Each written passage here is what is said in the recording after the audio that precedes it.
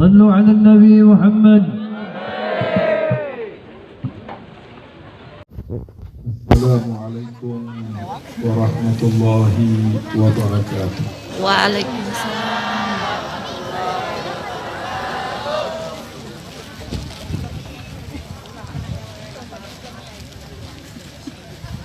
Innal hamdalillah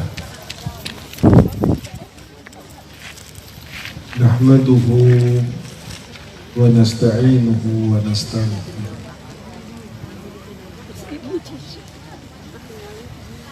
wa nastahdihi wa nastarshiduh wa nu'minu billahi wa la nusyriku bihi ahada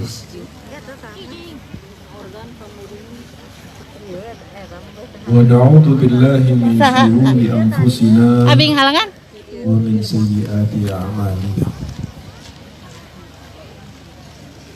Man yahdihillahu fala mudilla lahu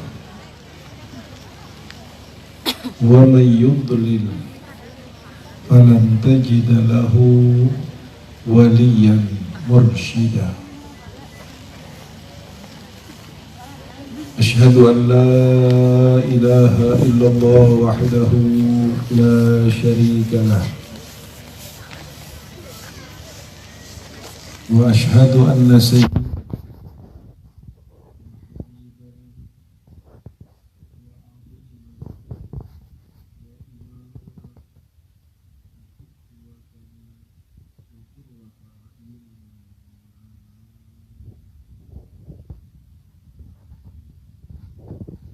miftahi babi rahmatillah adada ma fi ilmillah salatan wa salaman daimaini bidawami mulkillah wa ala alihi wa ashabihi wa man walah la hawla wa la quwwata illa billah amma ba'du.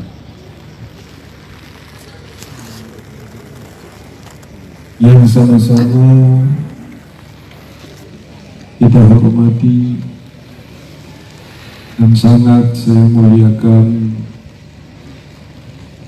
guru-guru dan orang tua kami, para alim ulama, para habaib, para ajengan, mudah-mudahan dipanjangkan umurnya oleh Allah dalam keadaan sehat dan taat serta istiqomah. Yang sama-sama kita hormati aparatur pemerintahan, Bapak Camat, Bapak Kapolres, Bapak Lurah, dan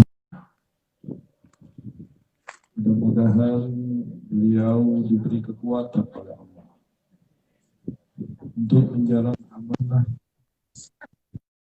sehingga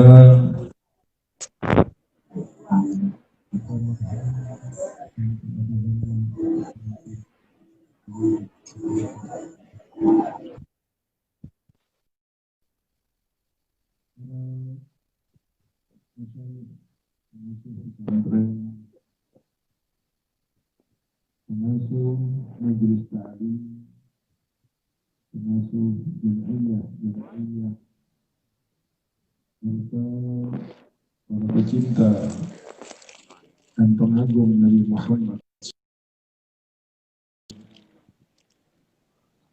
yang insya Allah dengan cinta tersebut kita semua akan mendapat syafaat dan barakah Rasulullah dan kelak akan dikumpulkan bersama beliau di surga Allah Subhanahu wa Ta'ala.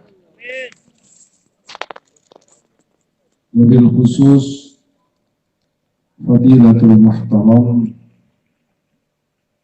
yang sama-sama kita doakan, mencintai dan semoga selalu mendapatkan rahmat dari Allah Subhanahu wa Ta'ala, Sahibul Hajah wal Maqasid, Bapak Rian Kusrianto dan Ibu Susilawati, yang mana dua hamba Allah ini pada malam yang barakah ini telah melaksanakan salah satu kewajibannya sebagai orang tua dengan mengkhitan salah satu putranya, yaitu Muhammad Zainal Wahid. Mudah-mudahan putra kita Muhammad Zainal Wahid dan seluruh putra dan putri yang hadir khususnya serta putra-putri kaum muslimin dan masyarakat Indonesia akan mendapatkan taufik dan hidayah dari Allah Subhanahu wa Ta'ala, karena putra-putri kita adalah penerus dan pemegang kendali yang menentukan baik dan buruknya bangsa dan agama di negara yang kita cintai. Hadirin yang dirahmati oleh Allah, tadi telah kita dengarkan bersama nasihat-nasihat dan tausiah yang disampaikan oleh pembawa acara, dilanjutkan dengan Habib Rifki Al-Idrus dari Jakarta. Rasanya tidak ada lagi yang perlu untuk dijelaskan, sebab kita sudah mendengarkan tadi betapa luas dan detail apa dan bagaimana seharusnya kita sebagai hamba Allah terhadap Allah, dan apa yang seharusnya kita sebagai umat Nabi Muhammad terhadap Nabi kita Muhammad Sallallahu Alaihi Wasallam. Namun demikian ada sedikit sekali yang ingin saya tambahkan terkait dengan hikmah atau filosofi khitan atau sunatan menurut cara pandang agama Islam. Namun sebelumnya saya ingin mengingatkan kepada kita semua sebagai kaum muslimin, percayalah kepada Islam tanpa, dan yakinlah bahwa sesungguhnya Islam yang menjadi kemauan Allah untuk mengatur seluruh lini dari kehidupan umat manusia adalah merupakan solusi yang pasti terbaik karena datangnya dari Tuhan Allah Subhanahu wa Ta'ala. Dijelaskan bahwa khitan tadi dilakukan oleh sebelum zaman Nabi kita Muhammad SAW, tepatnya dilakukan oleh Nabi Ibrahim alaihissalam. Dengan itu maka Nabi Ibrahim dijuluki Shahibul Fitrah, bapak kesucian. Dan tidak ada satu keyakinan pun di dalam alam semesta ini terkecuali membutuhkan dasar kesucian bagi setiap keyakinannya. Maka khitan yang sering kita dengarkan, sunatan yang sering kita lihat, bahkan kita hadir, bahkan lebih dari itu kita sendiri sudah rata-rata kewajiban khitan tersebut karena hukumnya wajib. Namun kenapa para alim ulama tidak sesederhana melihat permasalahan khitan sehingga cukup hanya di dokter saja lalu pulang ke rumah?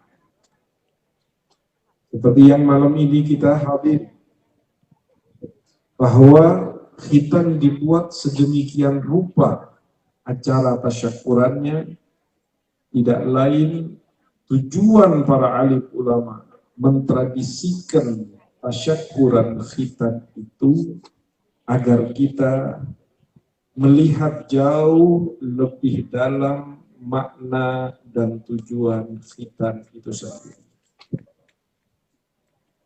Secara biologis, khitan itu adalah seorang anak usia 7, 8, 10 tahun misalnya dibawa ke dokter, lalu kemudian dilasak atau digunting sedikit, 1, 2, 3 sampai 5 hari sembuh dan selesai, kan gitu. Kenapa harus dibuat seremonial seperti ini? Kenapa para alim ulama mengizinkan bahkan menganjurkan agar dibuat hal yang seperti ini? Tentunya kembali kepada firman Allah Subhanahu wa taala yang berbunyi wa fi anfusikum afala tubsirun. Kata Allah, dan pada diri kalian semua ini, apakah kalian tidak memperhatikan? Allah tidak mengatakan afala tanzurun. Allah tidak mengatakan tidakkah kalian melihat? Karena sudah terlalu banyak orang yang bisa melihat tetapi tidak memperhatikan. Yang Allah inginkan dalam hal ini adalah perhatian kita, bukan hanya melihat. Apa bedanya antara memperhatikan dengan melihat? Melihat hanya dengan mata. Tetapi memperhatikan itu dengan 3 hal. Mata, pikiran, dan hati atau iman. Ketika khitan ini dilihat dengan 3 sudut pandang secara bersamaan, maka paling tidak ketika kita mengingat betapa kakek kita yang pertama yaitu Nabi Adam alaihissalam dikeluarkan oleh Allah dari sorga, diusir dari sorga, diturunkan dari tempat yang paling nikmat ke tempat yang paling susah dan sengsara, yaitu bumi. Kenapa sebabnya? Sebabnya karena satu kesalahan yang dilakukan oleh Nabi Adam beserta Siti Hawa, lalu dikeluarkan dari surga. Orang yang memperhatikan kisah ini akan sampai kepada satu pemahaman yang mendalam. Kalau Nabi Adam dengan satu kesalahan mendapat hukuman dikeluarkan dari surga, maka pertanyaannya, pantaskah kita masuk surga? Sementara kita tidak ada hari terkecuali di situ ada dosa dan bukan hanya sekali. Yang diperlukan oleh umat Islam ini sekarang adalah merenung, memperhatikan, bukan hanya melihat. Maka jika kita melihat dan memperhatikan khitan ini, setidaknya ada dua hal yang perlu kita bawa sebagai oleh-oleh malam ini pulang ke rumah. Filosofi dan hikmah daripada khitan ini dari dua hal tadi. Pertama adalah kesucian, yaitu al-fitrah. Simbolnya khitan. Tetapi makosid dan tujuannya bukan hanya khitan. Allah menginginkan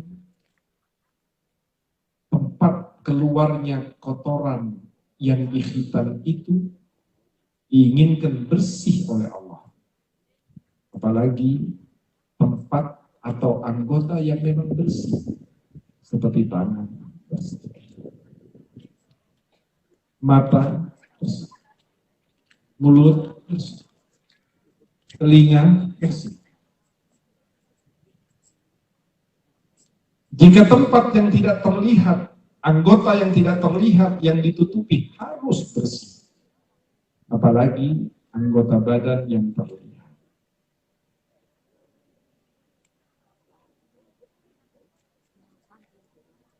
Dan dari kebersihan kelamin ini, saudara,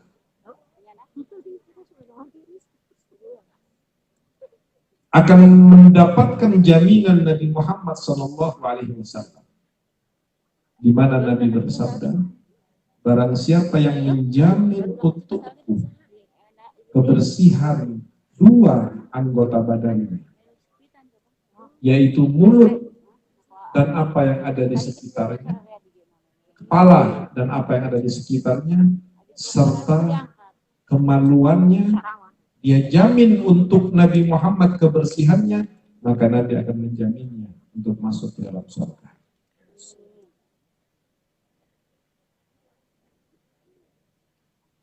Dengan acara ini kita diingatkan untuk bersih-bersih.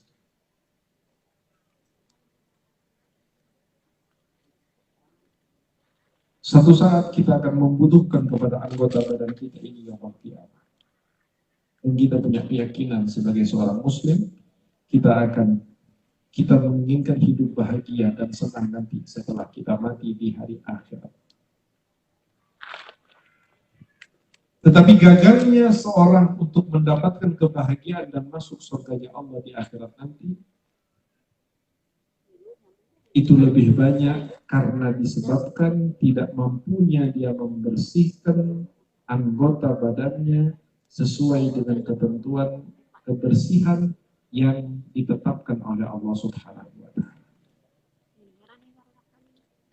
Ingatkan kembali, jika seandainya Nabi Adam hanya dengan satu dosa dikeluarkan dari surga, maka kalau kita kemudian tetap hidup dengan cara dalam tanda kutip kotor, mulut kita kotor, mata kita kotor, telinga kita kotor, tangan kita kotor, kaki kita kotor, isi perut kita diisi dengan barang yang kotor,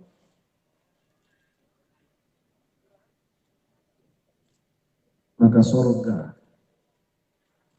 akan jauh dari kita. Dan kita akan merasakan neraka sebelum betul-betul masuk ke nerakanya Allah. Na'udzubillah ini.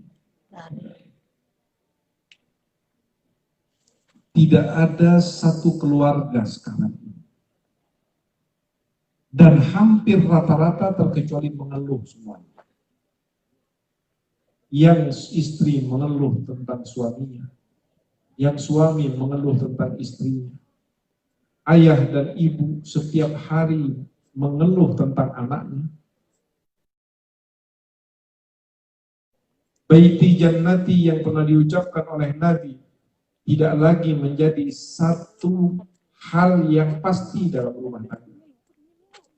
Kalau ditanya apa sebabnya, tidak jauh daripada kekotoran yang terjadi di rumah tangga kita. Kekotoran yang tidak dibersihkan oleh orang-orang yang punya tanggung jawab untuk membersihkan. Jadi dengan hadirnya kita di majlis khitan, tasyakuran walimatul khitan ini, mari kita pulang dengan semangat untuk membersihkan diri kita dari mulai anggota badan kita sampai kepada niat, hati, terutama makanan yang dimasukkan ke dalam mulut keluarga dan putra-putri kita. Rasulullah bersabda, barang siapa yang makan makanan yang halal, maka pasti anggota badannya akan taat kepada Allah. Barang siapa yang makan makanan yang haram, maka pasti anggota badannya akan bermaksiat kepada Allah.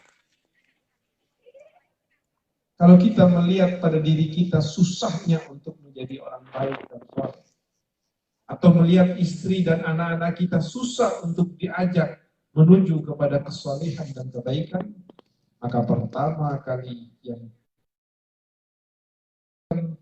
sebersih apa makanan yang kita berikan kepada keluarga kita. Jika barangnya haram, barangnya syubhat, baik itu secara hukum zahirnya maupun cara mendapatkannya, maka siapapun Anda jangan pernah berharap untuk punya istri yang salehah dan memiliki anak-anak yang saleh.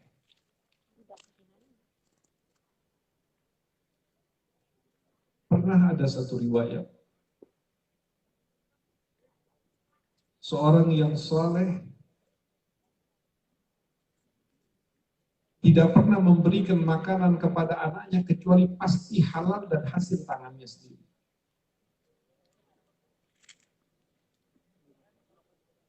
Ayah dan anak ini berangkat menunaikan ibadah haji atau umrah. Anak masih usia 7 tahun diajak tawaf oleh ayahnya. Setiap kali putaran tawaf, anak itu ketika sampai di multazam, dia selalu menjerit dan pingsan. Dibawa, diamankan, setelah beberapa saat siuman, diajak lagi tawaf. Putaran kedua, setiap sampai di multazam, dia selalu menjerit dan pingsan. Sampai tidak selesai 7 putaran tawaf itu. Akhirnya ayah ini datang kepada seorang ulama di Makkah. Dia mengadukan perihal anaknya, kenapa? Kesurupan, atau kena ada penyakit atau apa.